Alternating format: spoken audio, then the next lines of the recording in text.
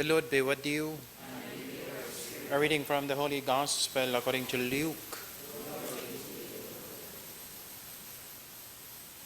The Lord said, "Woe to you who build the memorials of the prophets whom your fathers killed. Consequently, you bear witness and give consent to the deeds of your ancestors, for they killed them and you do the building. Therefore the wisdom of God said, I will send to them prophets and apostles. Some of them they will kill and persecute, in order that this generation might be charged with the blood of all the prophets, shed since the foundation of the world, from the blood of Abel to the blood of Zechariah, who died between the altar and the temple building. Yes, I tell you, this generation will be charged with their blood. Woe to you, scholars of the law! You have taken away the key of knowledge. You yourselves did not enter, and you stopped those trying to enter." When Jesus left, the scribes and the Pharisees began to act with hostility toward him and to interrogate him about many things, for they were plotting to catch him at something he might say. The Gospel of the Lord. Praise to you, Lord Jesus Christ. As I said earlier, today we celebrate the memorial in honor of St. Ignatius of Antioch. St. Ignatius of Antioch is a representative of the early church, the first century church. And Antioch is one place where the early Christians, followers of Jesus, congregate after they were persecuted. That is one big church during the early Christianity, the first century church, Christian disciples. But look at how they were met. Ignatius was not only persecuted, executed. Ignatius is a martyr of the Christian faith. But this should not meet us with surprise. No wonder, because Christ himself also was executed. He was crucified. But look at this first century Christianity, even during the time of Jesus, this is how this church started. There is violence, persecution, but look at this 20th century church we now have. Look at this 19th and 20th century we build. We build basilicas, we build cathedrals, we have chapels and churches beautifully adorned. There is much life and signs of life. One cannot explain, if we started in this manner, persecuted, executed, beheaded, why is it centuries after we stand tall, we speak of the faith, we deliver this message, there is much life? This is the mystery of the church.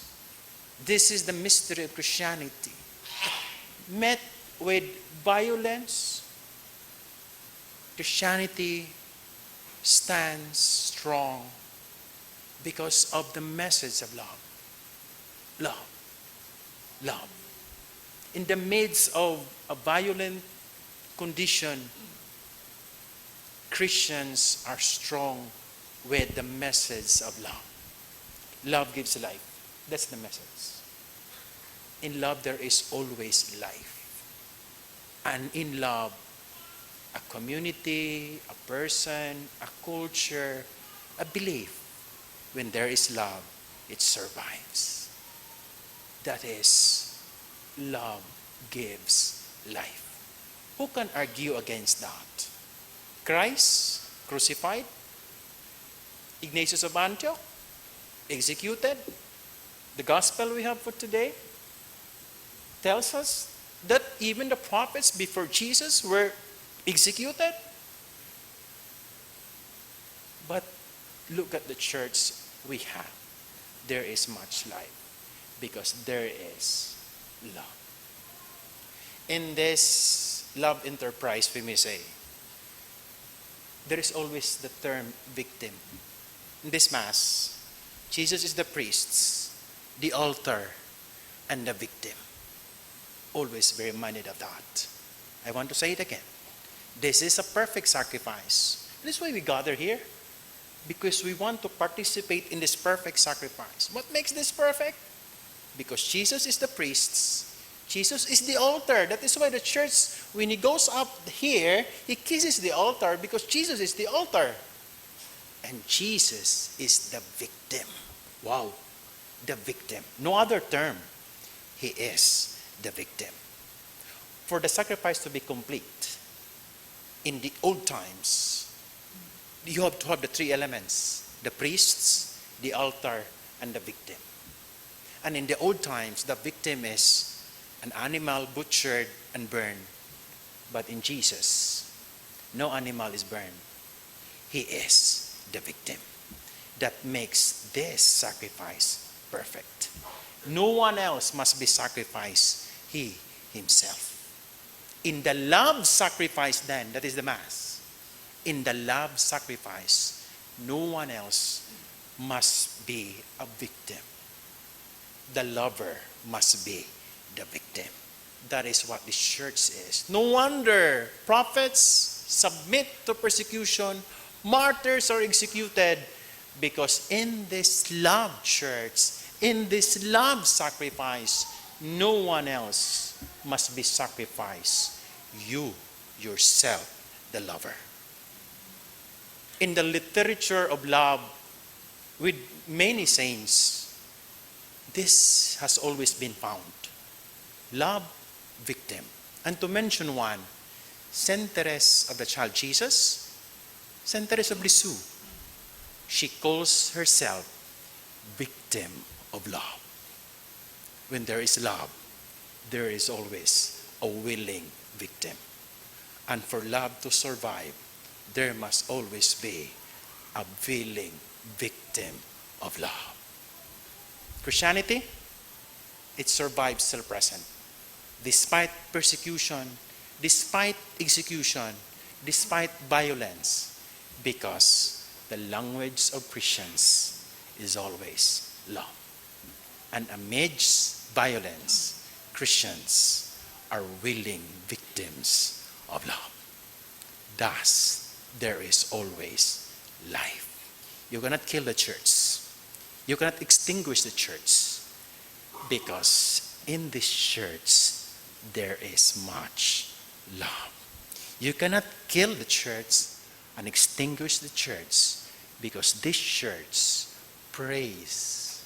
This church believes in a God of love. And love is the nature of the God of the Christians. Therefore, no one can extinguish love, because love is God. As we continue this Eucharistic celebration, as we bring before God our intentions and prayers, we gather here in this perfect sacrifice. Always be reminded, here, Christ is the victim. And we come together because we want to participate in this perfect sacrifice. We do hope and pray that always in our lives, we should always be willing victims of love.